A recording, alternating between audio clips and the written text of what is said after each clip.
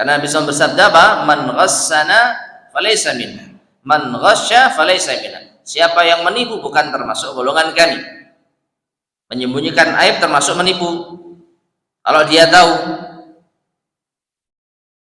maka sifat perdagangan seorang muslim itu membuka aib barang dagangan, ya, bukan aib saudara.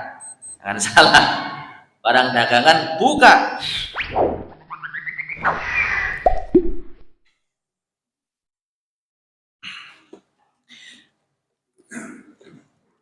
Bismillahirrahmanirrahim. Assalamualaikum warahmatullahi wabarakatuh. Innal hamdalillah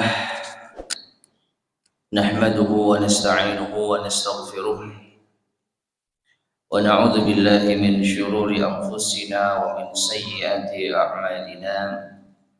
Man yahdihillahu fala mudilla lahu wa man yudlil fala hadiya lahu. Wa asyhadu an la ilaha illallah wahdahu la syarika lah. Wa asyhadu anna Muhammadan abduhu wa rasuluh. Allahumma salli wa sallim wa barik ala nabiyyina Muhammadin wa ala alihi wa ashabihi wa man tabi'ahum bi ihsanin ila yaumiddin, amma ba'd. Ma'asyiral muslimin, para jemaah sekalian rahimani wa rahimakumullah. Melanjutkan kajian kita membahas kitab Al-Qawaid Al-Fiqhiyah, kaidah-kaidah praktis memahami fikih Islam yang disusun oleh Ustaz Al-Fadhil Ahmad Sabiq Ibn Abdul Latif Abu Yusuf hafizahullahu ta'ala. Masuk pada pembahasan kaidah keempat di bab yang ketiga ini, yaitu kaidah-kaidah yang teks kaidahnya diambil dari nas dalil. Kaidah yang keempat ini berbunyi al-kharaju bid-dhamani. Al-kharaju bid-dhamani. Al-kharaj yaitu sebuah hasil, bid-dhamani dengan dhaman. Sebuah hasil itu dengan dhaman, yaitu tanggungan. Namun di sini al-muallif menerjemahkan teks kaidah ini dengan beberapa kalimat. Al-kharaju, sebuah hasil itu, bid-dhamani, sebanding dengan beban yang ditanggung. Dari sini sudah bisa dipahami belum? Sudah ada beberapa kalimat tambahan penjelasan gimana? Belum ya? Sebuah hasil itu sebanding dengan beban yang ditanggung. Kalau nggak pakai contoh, nggak pakai penjelasan kaidah, kira-kira sudah bisa dipahami belum? Sedikit. Baik, ya, perlu penjelasan. Karena apa yang dimaksud dengan hasil, kemudian apa yang dimaksud dengan beban yang ditanggung, maka tentu perlu dijelaskan, ya. Namun setidaknya makna secara umum dari dua kalimat ini, al-kharaju bid-dhamani, adalah seperti yang disebutkan oleh al-muallif hafizahullah. Sebuah hasil itu sebanding dengan beban yang ditanggung. Asal kaidah ini terambil dari nas Rasulullah SAW yang diriwayatkan oleh Imam Syafi'i dan seterusnya. Kemudian Imam Abu Dawud, Imam Ahmad, Imam At-Tirmizi, dan beliau berkata hadisnya hasan sahih. Imam An-Nasai, Ibnul Jarud, Ad-Daruqutni, Al-Hakim, dan beliau berkata hadis ini sanadnya sahih, namun tidak diriwayatkan oleh Al-Bukhari dan Muslim, dan disepakati oleh Imam Al-Zahabi. Demikian pula diriwayatkan oleh Imam Al-Baihaqi. Jadi banyak para ulama ahli hadis yang meriwayatkan hadis ini dengan beberapa perbedaan riwayat, yang salah satunya adalah, nah ini asal dari teks kaidah itu, diambil dari hadis ini, yaitu an Aisyah radhiyallahu anha, dari Aisyah radhiyallahu anha, anna rajulan ibta'a ghulaman, bahwasanya ada seseorang yang membeli seorang budak, faqama indahu masyaallahu an yuqimah, lalu budak itu tinggal bersama pemilik barunya sesuai dengan kehendak Allah dalam jangka waktu yang dikehendaki oleh Allah. Tsumma wajada bihi aiban, lalu sang pemilik baru ini, pembeli budak ini, menjumpai di dalam budak itu ada cacatnya, ada aibnya. Fa khasamahu ila Nabi sallallahu alaihi wasallam, lalu diangkatlah permasalahan ini kepada Nabi sallallahu alaihi wasallam.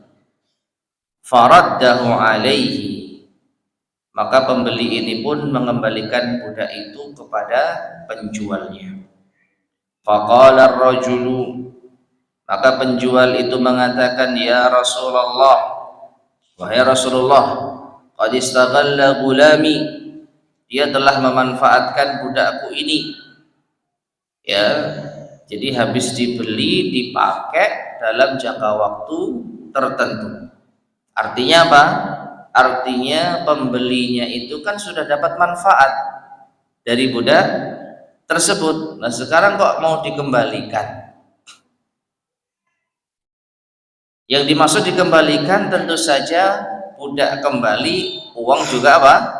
Kembali. Tentu si penjual keberatan. Oh dia sudah pakai produknya kok, sudah pakai jasa budaknya, sudah menikmati hasil dari budaknya, keberatan si penjual.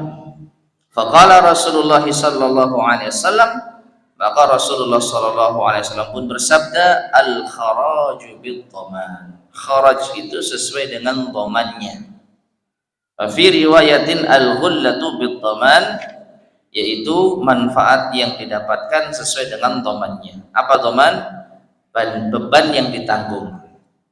Jadi inilah asal muasal teks dari kaidah yang keempat. Baik, sampai sini kira-kira sudah dipahami belum makna hadis dengan judul dari kaidah? Intinya dari hadis ini, Rasulullah Shallallahu Alaihi Wasallam menerima keberatan dari sang penjual atau tidak? Menerima. Penjual, pembelinya mengembalikan, budaknya cacat ini sak balik no, ndi duitku. Penjual, lu wis mbok gawe kok dibalik no, ya Rasulullah, dia sudah pakai barang saya. Barang maksudnya budak, sudah pakai budak saya, keberatan. Nabi SAW dengan lafadz hadis tadi, al-kharaju bit dhaman, ya, hasil itu sebanding dengan beban yang ditanggung, itu menerima keberatan dari penjual enggak? Berarti apa berarti? Enggak boleh dikembalikan gitu. Gitu. Itu yang dipahami. Ada pendapat lain? Nanti bertanggung jawab lo ya kalau enggak apa-apa. Tapi sudah nyambung ya? Pertanyaan saya sudah nyambung ya? Kalau nggak nyambung nanti lanjutkannya sulit nih. Bisa dipahami kan? Ya. Baik, kita ganti kasus lah. Jangan budak. Beli barang, mobil, kendaraan. Nggak tahu kalau ada cacatnya. Setelah dipakai beberapa waktu, tergantung waktu ini berapa lama ya, ternyata ada cacatnya. Lalu si penjual ini, si pembeli datang, Saya apa namanya ngembalikan barang ini, mobilnya ini ada cacatnya, nih buktinya. Mana uang saya kembali? Nah, lalu si penjual nggak mau. Alasannya, lu sudah kamu pakai kok. Berapa lama? Nggak bisa. Nah, sekarang Nabi SAW kemudian mengatakan al-kharaju bit-tuman. Sebuah hasil itu sebanding dengan beban yang ditanggung. Ini membenarkan perbuatan penjual, pembeli yang mengembalikan barang atau membenarkan penjual yang menolak pengembalian. Loh, kebalik tadi. Oh, berarti tetap pada pendirian ya. Ada lagi? Kasusnya seperti itu.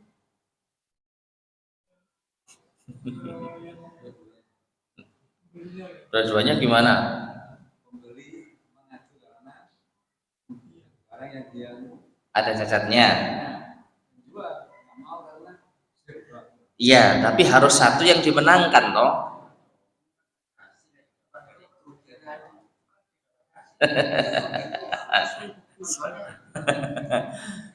Gimana?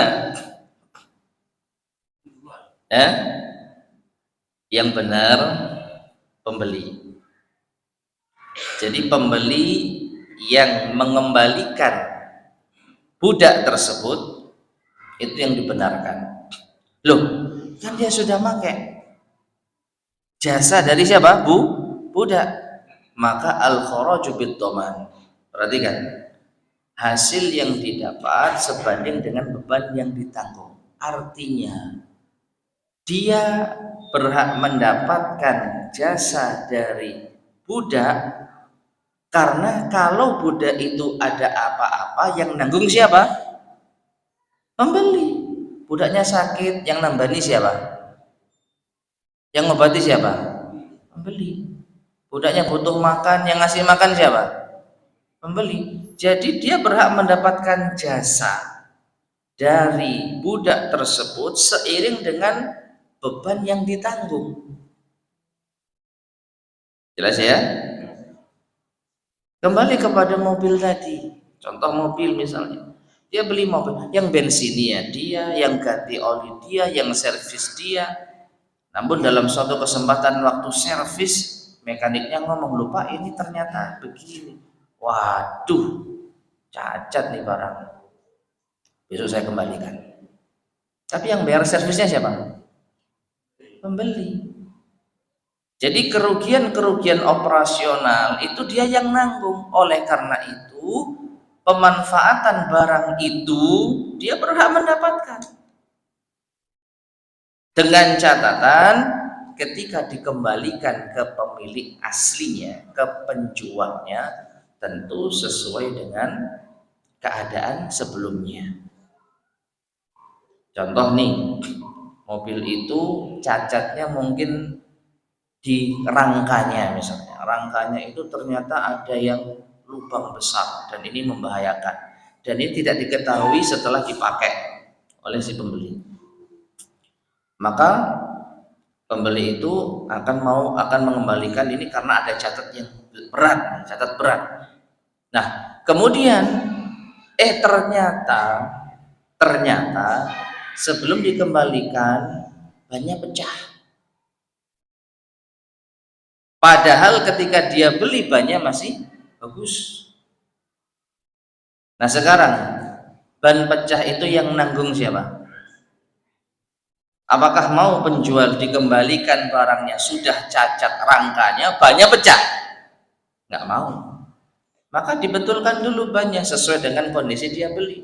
Ini mobil yang sudah saya beli selama sekian waktu, saya kembalikan utuh. Otomatis dia nanggung bannya yang pecah, atau mungkin ada yang lain yang perlu dibenahi sebagaimana dia beli pertama kali. Lalu dia berhak menerima uang pembayaran secara utuh, sebagaimana si penjual berhak mendapatkan mobil itu kembali secara utuh minus cacat yang tidak diberitahu sebelumnya. Nah, jadi jelas ya, budak ini memang sudah kerja dengan majikan barunya, tapi budak ini butuh makan, butuh tempat tinggal, butuh perawatan kalau ada sakitnya. Dan ini yang nanggung siapa? Pemilik barunya. Maka wajar dia mendapatkan jasa dari budak yang dia tanggung kesehariannya. Nah, ini maksud dari apa? Al-kharaju bituman, hasil keringat dari budak itu sebanding dengan beban yang ditanggung. Dia sudah nafkahi, dia sudah memberikan fasilitas, maka dia berhak mendapatkan jerih payah dari budak tersebut. Tapi karena budak ini memiliki cacat yang tidak diketahui sebelumnya, pembeli berhak mengembalikan budak itu secara utuh dengan mengambil uang pembayaran juga secara utuh. Jelas ya? Baik. Nah, kita langsung lanjut pada makna kaidah. Kaidah ini terangkai dari 3 kalimat. Al-kharaju, kemudian huruf ba, bi, kemudian ad-dhaman. Maka untuk memahami kaidah ini harus mengetahui terlebih dahulu makna 3 kalimat tersebut. Karena tidak mungkin mengetahui sebuah makna susunan kalimat kecuali mengetahui arti satu persatunya. Al-kharaju, al-kharaj terambil dari kata kharaja yang artinya keluar. Dan arti secara bahasa dari kharaj adalah segala yang keluar dari sesuatu. Kharajnya pohon adalah buahnya. Kharajnya hewan adalah air susu dan anak keturunannya. Kharajnya budak adalah hasil usahanya, jasa-jasanya.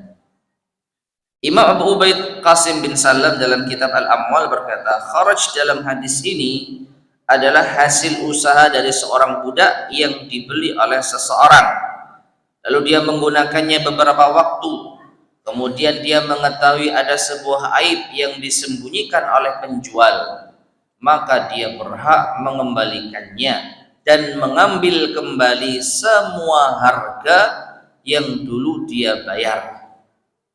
Dan dia juga berhak mendapatkan hasil dari usaha budak itu selama dia manfaatkan, karena budak itu tersebut berada dalam tanggung jawabnya. Maksudnya, seandainya budak itu meninggal dunia saat dia miliki, maka pasti kerugian itu dari hartanya pembeli. Ya. Jadi pemilik baru menanggung seluruh apa yang dibutuhkan oleh sang budak. Maka ketika budak itu misalkan dimanfaatkan untuk dagang, untuk jualan, maka dia berhak mendapatkan hasil jerih payahnya.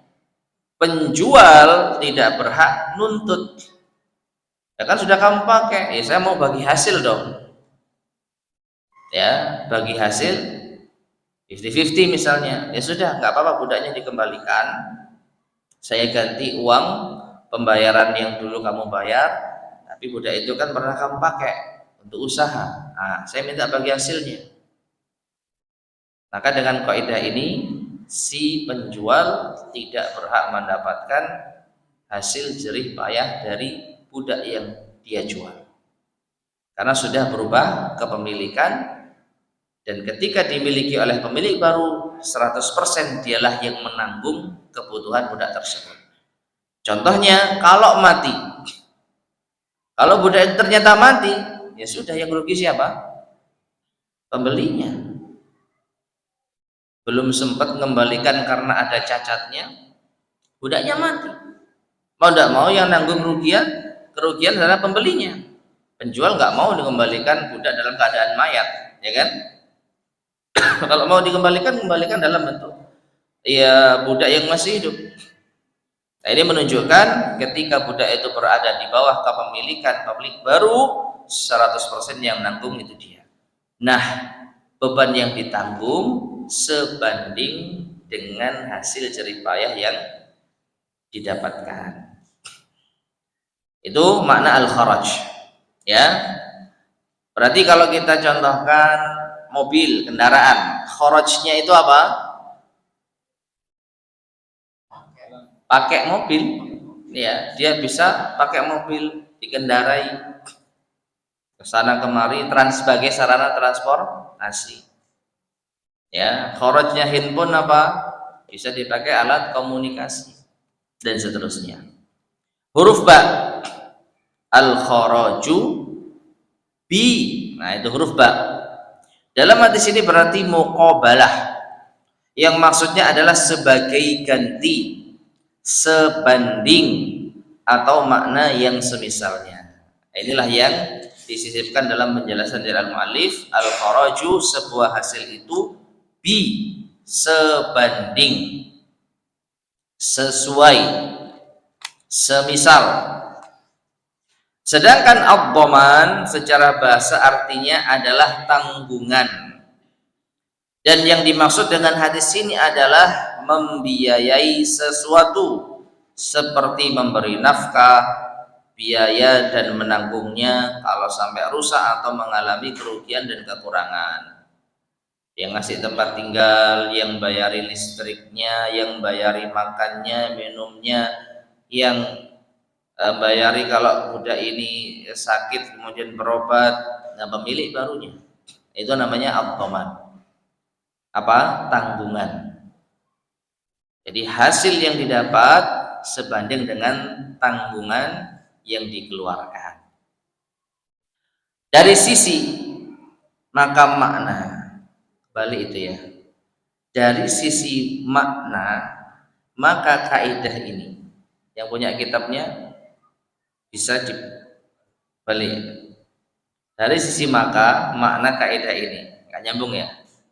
Dari sisi makna, maka kaidah ini secara umum adalah bahwasanya apa saja yang dihasilkan oleh sesuatu, baik berupa hasil usaha, manfaat, atau sebuah benda, maka itu menjadi milik pembeli sebagai ganti dari beban yang dia tanggung seandainya barang yang dibeli itu rusak saat masih dalam tanggung jawabnya. Karena manfaat yang didapatkan adalah sebanding dengan kerugian yang terjadi, beban yang dikeluarkan. Karena orang yang menanggung kerugian apabila terjadi, maka dia seharusnya mendapatkan keuntungan darinya. Ini sederhana. Kalau rugi dia yang nanggung, otomatis kalau untung ya dia berhak dapat manfaatnya, kan gitu. Ya, sedangkan pihak penjual yang keberatan, dia kan sudah pakai budak saya, ya, kok bisa dikembalikan secara utuh? Dia kan sudah memanfaatkan hasilnya. Maka orang tidak melihat kalau seandainya budak itu mengalami kerugian, maka yang nanggung bukan dia tapi pemilik barunya.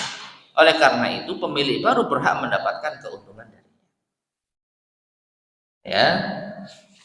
Dan ini sekali lagi bisa benda-benda yang bisa dimanfaatkan seperti kendaraan tadi, handphone mungkin, kemudian rombong. Nah, ini mungkin saja terjadi. Orang beli rombong dipakai usaha, beberapa waktu sudah ada hasil, ternyata rombongnya ini cacat, yang dia nggak mau. Pemilik baru ini keberatan kalau cacat ini ada di dalam rombongnya. Dia perhitungkan, nah cacat seperti ini besar ini nanti makanya besar ini reparasinya, akhirnya dia kembalikan. Baik, sebelum kita lanjutkan, mengembalikan barang yang sudah dibeli itu apa hukumnya? Mengembalikan barang yang sudah dibeli itu apa hukumnya?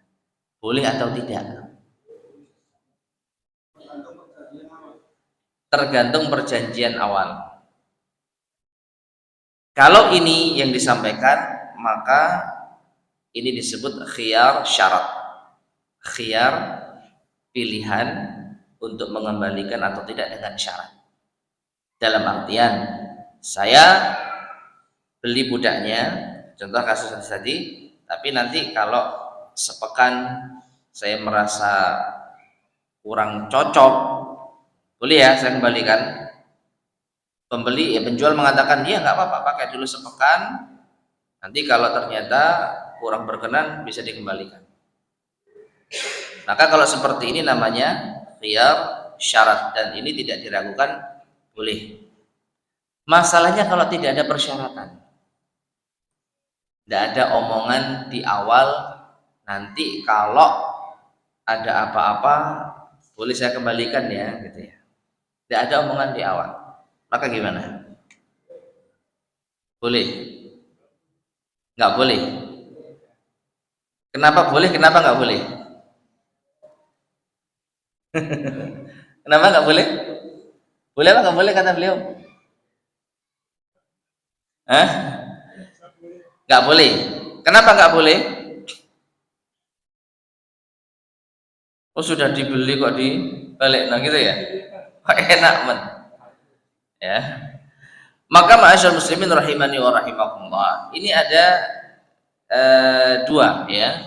Kalau mengembalikan tanpa ada alasan, dalam hal ini tanpa ada cacat, barangnya berfungsi dengan baik, nggak ada cacat yang disembunyikan, lalu minta mengembalikan.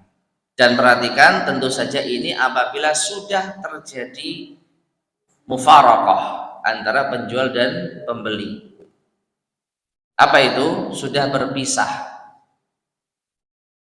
Karena kalau masih dalam satu majelis, istilahnya masih ada di lokasi, maka boleh untuk dikembalikan meskipun tidak ada cacat. Dan ini sering kita sampaikan, beli HP masih di counter, ini berapa? 1 juta. Dicoba, iya cocok ini, bayar 1 juta, dibuatkan nota, tapi dia masih di tempat. Dicoba-coba, waduh, lupa rek, kudu melanjani bojo iki. Waktunya pampers habis, susu habis, tak pakai beli HP, oh sih Pak, enggak jadi Pak.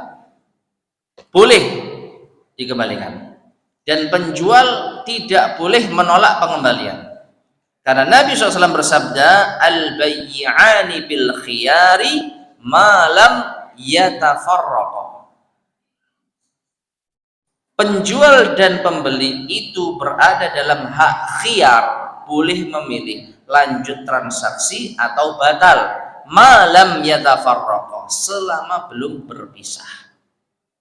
Dan ini masih di counter, masih di majelis, meskipun sudah bayar, meskipun uang sudah masuk laci kasir, tapi belum berpisah, maka dua orang ini boleh untuk khiyar, namanya khiyarul majlis.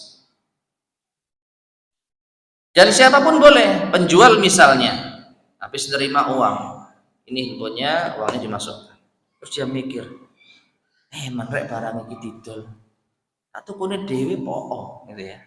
Pak, maaf nggak jadi saya jual barangnya, ini uangnya sedangkan HP-nya saya ambil, boleh. Hah? Ya ini ilmunya Pak, penerapannya penerapannya ya kembali kepada masing-masing, siapa yang dikasih ide sama Allah, ya alhamdulillah ya.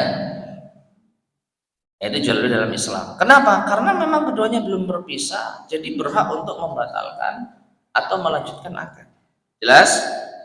Kalau masih dalam majelis. Tapi kalau sudah berpisah dari majelis, sudah dibawa pulang handphonenya, dipakai, nggak cocok. Kenapa? Ya tadi nggak srek aja. Tadi belinya cuman main-main atau apa. Habis setelah mikir, waduh iya harusnya bisa dibelikan yang lain dan lain sebagainya. Datanglah ke counter tadi. Maka bolehkah pihak pembeli meminta pengembalian, dan wajibkah penjual mengembalikan? Jawabannya, boleh nggak pembeli ini menuntut pengembalian uang yang dibayar? Tidak boleh.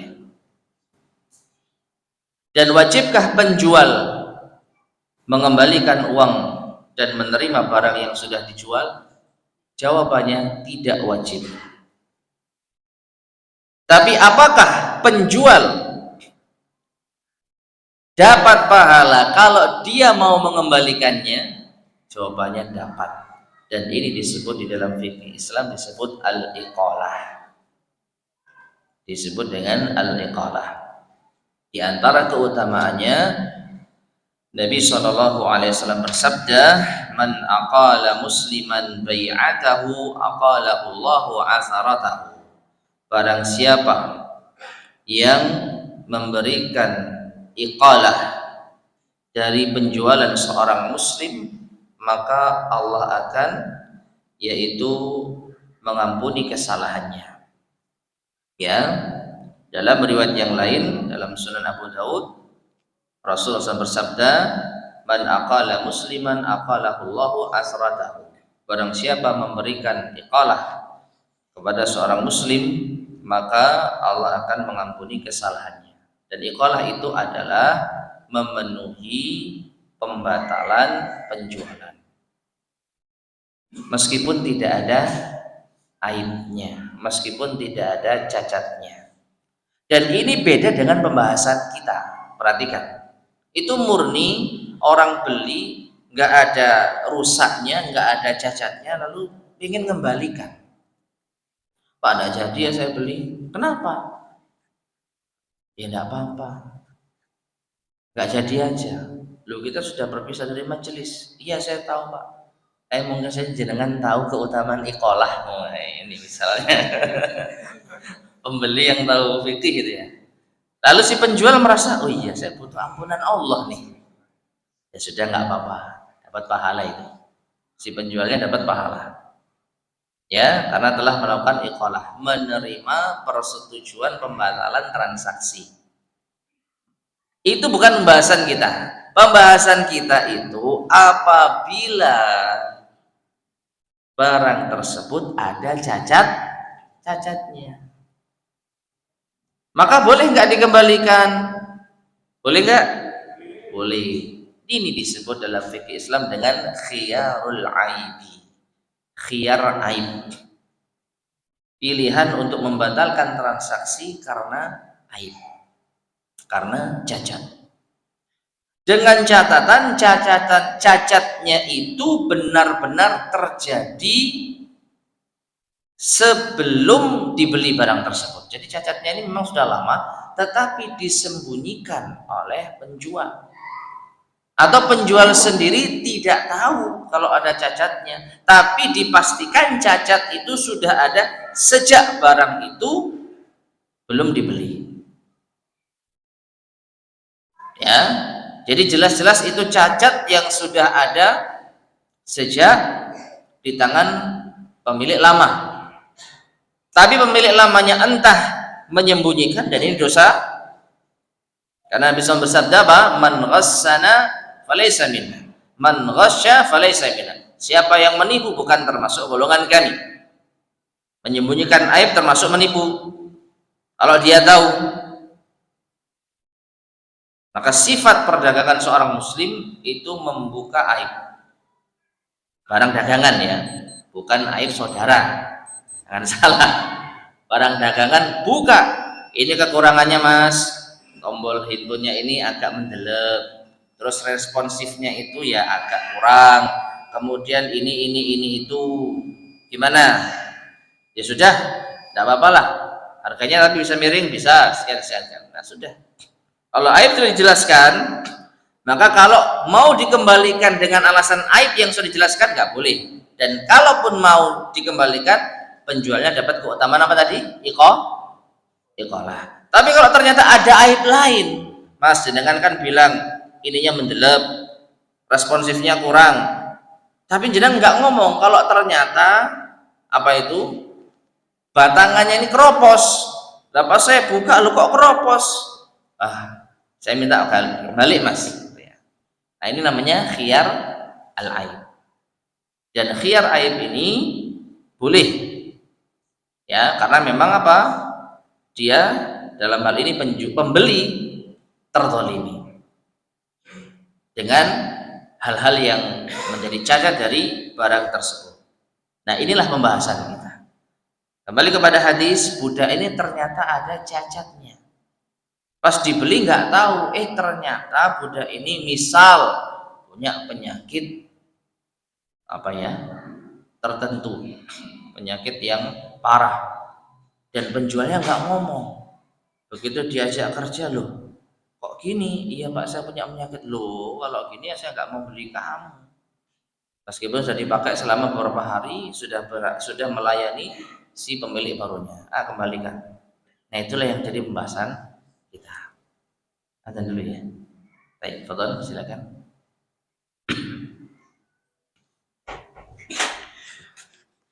Bismillahirrahmanirrahim. Ma'asyar muslimin rahimani wa rahimakumullah. Jadi al-kharaj bil dhaman, sebuah hasil itu sebanding dengan beban yang ditanggung, itu apabila ada aib dari barang yang dibeli. Dalam kasus hadis tadi adalah budak, maka wajib bagi penjual untuk menerima pembatalan transaksi. Nah, yang menjadi masalah, si penjual merasa kalau pembeli itu sudah dapat manfaat dari budak yang dibelinya, sehingga penjual merasa mungkin berhak mendapatkan bagian dari hasil tersebut. Ya, sehingga ketika dia mengeluhkan hal ini kepada Nabi SAW, bisa jadi dia merasa atau mau nuntut, ya kalau gitu hasil yang kemarin didapat ya bagi lo. Tidak apa-apa, budaknya dikembalikan, uangnya saya kembalikan, tapi bagi hasil dari jasa budak yang sudah didapatkan. Maka Nabi SAW mengatakan al-kharaju bid dhaman, hasil yang didapat sebanding dengan beban yang ditanggung. Itu kalau ada hasilnya, ya. Tapi kalau tidak ada hasilnya, justru rugi, maukah penjual ikut menanggung kerugian? Jawabannya tidak. Ya kalau gitu, ya kalau untung ya jangan diminta. Kalau penjualnya untung dengan pembelian barang itu, lalu setelah tahu aibnya dikembalikan, ya keuntungan yang didapat nggak boleh diminta. Contoh tadi rombong itu sudah dipakai selama sepekan dengan penghasilan sekian. Nah, setelah diketahui ada aibnya, dikembalikan. Maka penjual nggak boleh minta bagian dari hasil yang didapat selama sepekan. Karena apa? Karena kalau ada kerusakan pada rombong itu, yang nanggung siapa? Pembeli. Yang nanggung kan pembeli, bukan penjual. Penjual terima pengembalian barang itu utuh, itu saja haknya. Kalau nggak utuh, rodanya hilang, baru. Loh, saya waktu kamu beli rodanya utuh kok. Seperti tadi mobil bannya itu nggak pecah, nggak kayak gini. Ya kembalikan dulu bannya seperti sedia kala, baru saya mau kembalikan uangnya. Nah, itu haknya. Ya, itu haknya. Penjual tidak berhak untuk mengorek-ngorek. Habis kamu pakai kemana, dapat berapa? Minta dong. Nah, ya nggak bisa. Kalau rusak saya yang nanggung, kalau untung ya saya berhak mendapatkan.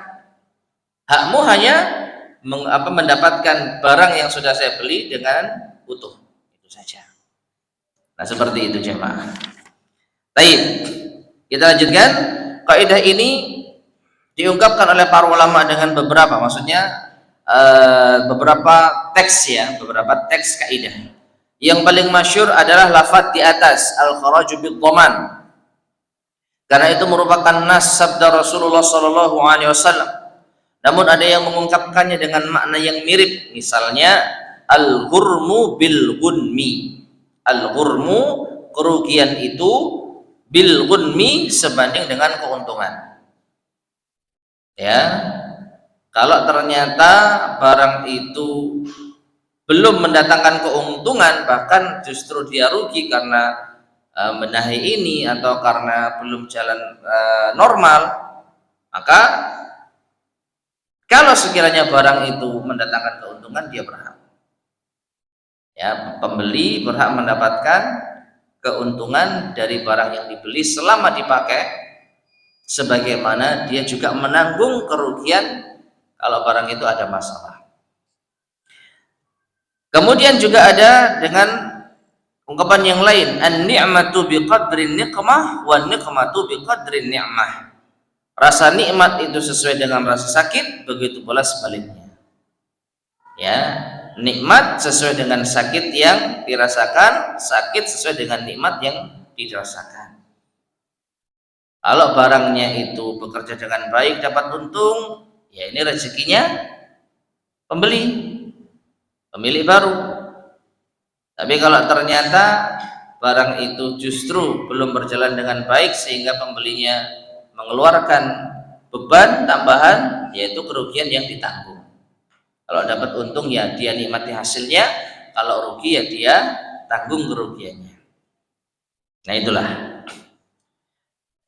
Yang terakhir, penerapan kaidah. Para ulama menerapkan kaidah ini dalam banyak permasalahan. Cukup disebutkan beberapa permasalahan saja dan bisa dikiaskan masalah yang serupa. Yang pertama, apabila ada seseorang yang membeli mobil, hewan, atau lainnya, lalu dia gunakan atau dia sewakan, dan dia sudah mendapatkan hasilnya tanpa dia mengetahui bahwa benda tersebut terdapat suatu aib. Ini poin utamanya. Kalau tidak ada aib, maka pembeli boleh-boleh saja membatalkan transaksi, tapi penjual berhak menolak karena nggak ada aibnya. Kalau diterima, apa tadi namanya? Iqalah, dapat keutamaan. Tapi kalau nggak diterima, nggak dosa. Waduh, nggak bisa. Barang yang sudah dibeli tidak bisa ditukar. Kalau tidak ada apa? Cacatnya. Tapi kalau ada cacat, meskipun ada keterangan barang yang dibeli tidak bisa ditukar, maka tidak boleh, nggak berlaku. Ya, kalau ada cacatnya maka pembeli berhak mendapatkan ganti rugi. Dikembalikan barangnya dan dia mendapatkan kembali uang yang sudah dibayarkan. Nah, jadi ada cacat yang tidak diketahui sebelumnya. Nah, kemudian dia mengetahui bahwa benda tersebut terdapat sebuah aib, cacat yang disembunyikan oleh penjual, maka dia berhak untuk mengembalikan benda tersebut dan dia berhak untuk mengambil semua harga yang dulu pernah dia bayar. Adapun uang hasil sewa atau manfaat lainnya yang didapatkan oleh pembeli, maka itu kepunyaan dia, kepunyaan pembeli, dan tidak boleh diminta oleh penjual. Karena seandainya benda tersebut rusak saat berada dalam tanggung jawab pembeli, maka pasti akan mengalami atau maka pasti akan menjadi tanggung jawabnya dan dia yang akan mengalami kerugian. Oleh karena itulah, maka dia mendapatkan manfaat tersebut sebagai ganti dari kerugian itu kalau seandainya terjadi. Ya. Jadi hasil yang didapat sebanding dengan beban yang ditanggung. Nah seperti itu. Mobil habis beli disewakan, dapat uang. Beberapa kali persewa dapat uang. Namun dalam suatu kondisi ketika diperiksakan ke bengkel ternyata ada aib besar, cacat yang parah yang tidak diketahui sebelumnya. Mau dikembalikan, mobilnya nggak jadi saya beli, kembalikan uang saya. Kenapa ada cacatnya seperti ini? Maka penjual wajib untuk apa? Menerima pembatalan transaksi tersebut. Dan ini masyaallah muslimin rahimani wa rahimakumullah sebenarnya tidak saklek-saklek amat ya. Artinya begini. Kalau ternyata cacat yang dimaksud terbukti ada, tetapi di sisi lain mobil itu juga mengalami penurunan kualitas. Apa itu contohnya? Contoh, setelah dibeli, dipakai sebulan, disewakan ke sana kemari, tentu bannya berbeda dong, ya kan? Bannya lebih tipis. Ya. Nah, ketika dibengkelkan baru tahu ada cacat yang besar tadi. Maka ketika dikembalikan, dilihat sama penjual, iya nggak apa-apa, cacatnya itu bisa untuk jadi alasan dikembalikan barang tersebut. Tapi ini banyak tipis, Mas. Dulu waktu sampean beli banyak masih utuh. Lalu bagaimana solusinya? Ya tinggal dinego. Ya sudah. Dulu saya beli sekian puluh juta. Karena banyak ini sudah tipis ini, gimana kalau sekian juta saja? Jadi dianggap penurunan kualitas ban sekian juta. Jadi kembalikan uang saya sekian juta. Misalkan 20 juta harga mobil.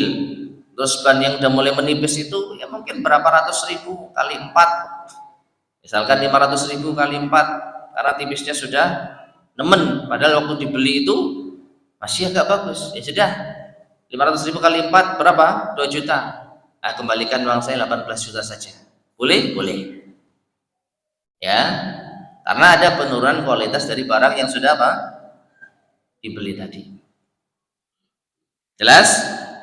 Nah, jadi yang kedua, penerapan kaidah, pernah Umar bin Abdul Aziz menghukumi seorang pembeli yang membeli binatang dan sudah digunakan beberapa lama, namun dia kemudian menemukan sebuah aib lalu dia kembalikan. Maka Umar bin Abdul Aziz menghukumi bahwa wajib bagi si pembeli untuk membayar upah binatang itu selama dia pakai. Jadi seakan-akan dihitung nyewa. Beli sapi dipakai untuk membajak sawah selama beberapa waktu. Nah, dalam suatu momen tahu sapi ini ada cacatnya ternyata. Maka dia mengembalikan kepada pemilik aslinya, penjualnya. Sapi ini ada cacatnya, tolong kembalikan uang saya. Si penjual mengangkat masalah ini kepada Umar bin Abdul Aziz selaku yaitu pemimpin qadhi, ya, qadhi sekaligus pemimpin kaum muslimin, khalifah, ya, sebagai amir. Maka Umar bin Abdul Aziz mengumumi, ya boleh dikembalikan, tapi kamu bayar biaya sewa. Karena sapi itu kamu pakai untuk membajak sawah dan itu ada uang sewanya. Asalnya seperti itu. Namun setelah mendengar hadis ini, maka beliau tidak lagi menghukumi seperti itu. Karena hadis ini adalah nas bahwa si penjual tidak berhak mendapatkan upah dari binatangnya yang dipakai beberapa waktu lama. Alasannya apa? Alasannya yang nafkahi binatang itu siapa? Pembeli. Yang ngasih makan pembeli, yang merawat pembeli, kalau sakit yang mengobati pembeli. Maka wajar kalau dia gunakan untuk membajak sawah dalam beberapa waktu lama sehingga dia dapat keuntungan. Kewajibannya itu mengembalikan barang yang ada cacatnya tadi utuh, itu saja. Si penjual berhak menolak pengembalian kalau memang juga dikembalikan nggak utuh. Contohnya apa? Ternyata kakinya pincang. Waktu saya jual kakinya utuh sehat, kamu kembalikan pincang, tidak mau saya.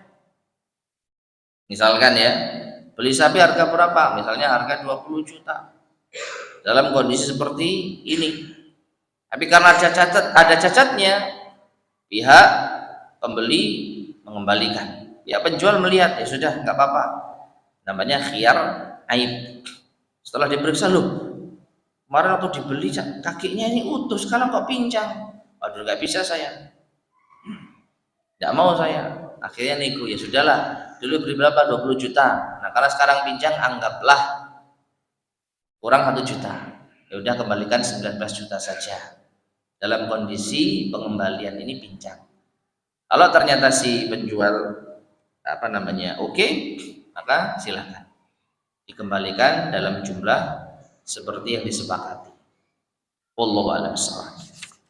Baik, ma'asyiral muslimin rahimani wa rahimakumullah, itulah kaidah keempat dari bab yang ketiga ini, yaitu kaidah fikih yang nasnya diambil dari teks dalil. Insyaallah akan kita lanjutkan pada kesempatan berikutnya kaidah yang kelima biidznillah subhanahu wa ta'ala. Sampai sini barangkali ada yang mau ditanyakan, silakan. Kalau pembelian online,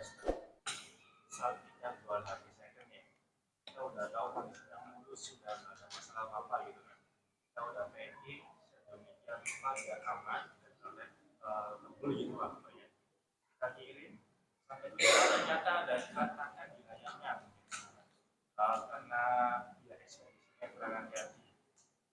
Beli ini kan nggak mau nih ada cacatnya kan, mau kembalikan penjual dan kembalikan uang, kayak itu gimana? Sebentar. Penjual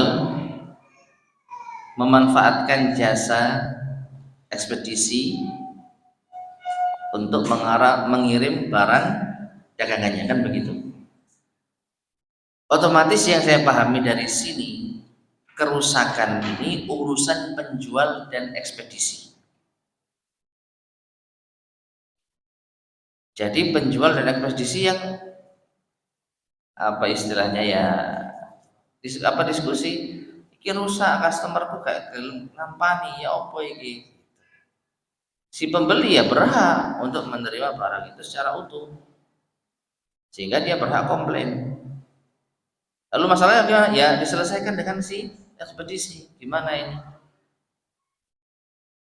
Ya, jadi wallahu a'lam bishawab, ya silakan dirunding dengan pihak ekspedisi. Dan itulah pentingnya apa, semacam unboxing gitu ya, divideokan ketika buka sehingga benar-benar ketahuan ini rusaknya di mana.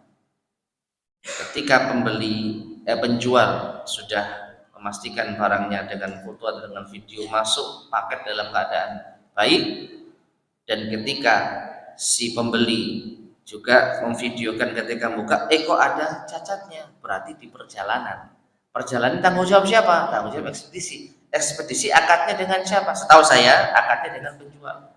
Maka penjual dan ekspedisi ini yang menyelesaikan masalah ini. Ya, jadi wallahu a'lam bishawab, ya kurang lebih pembeli berhak untuk menolak barang yang sudah dikirim dalam keadaan cacat. Dia berhak mendapatkan pengembalian. Adapun kerugian ini ya urusan ekspedisi dan penjual. Gimana niku-nikunya, wallahu a'lam. Ya. Hukum uang DP yang dibatalkan, down payment gitu ya.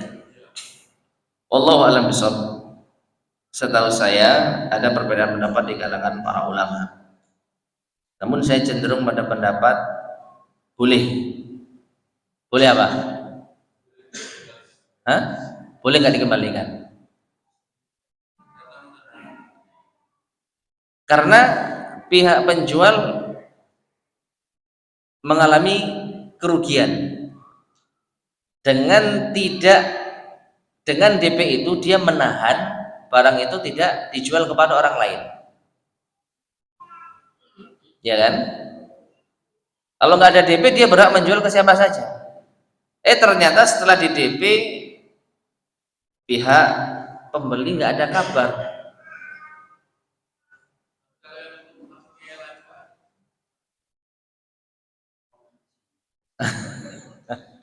Ngeyel minta gitu. Ya kembali lagi, kalau si penjual itu mau mengembalikan dapat keutamaan, dikolah lagi, dapat pahala jelas, ya.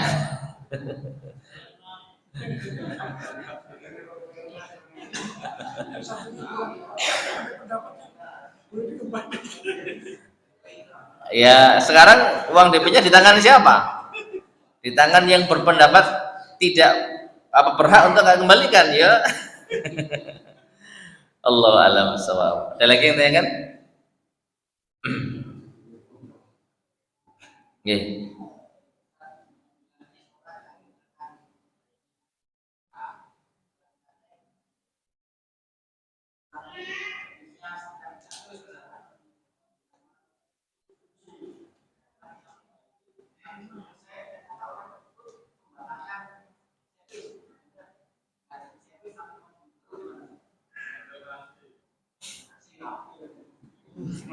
Servis HP sudah setuju dengan nominal yang ditawarkan, tiba-tiba nggak jadi. Sudah diperbaiki.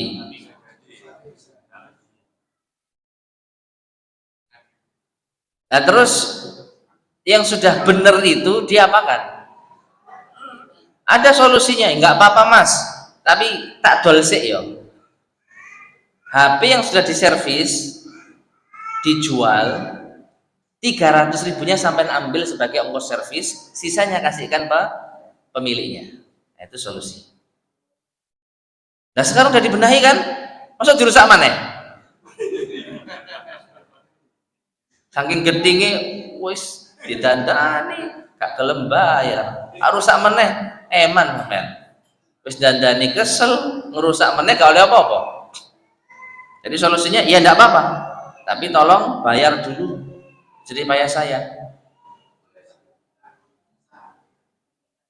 Lo kan udah setuju 300 ribu jasanya kan, ya jasanya 300 ribu ya sudah, itu ya berhak didapatkan oleh penyedia jasa.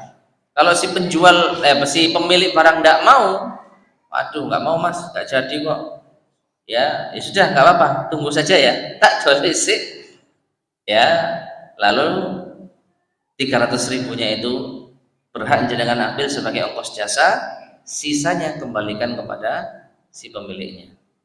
Ridho nggak ridho itu urusannya ya, Allah a'lam bishawab. Ada lagi sampaikan? Baik, jika tidak ada kita cukupkan sekian. Semoga bermanfaat, kurang lebihnya saya mohon maaf. Kita akhiri. Subhanakallah wa bihamdika asyhadu an la ilaha illa anta astaghfiruka wa atubu ilaik. Alhamdulillahirabbil alamin. Assalamualaikum warahmatullahi wabarakatuh.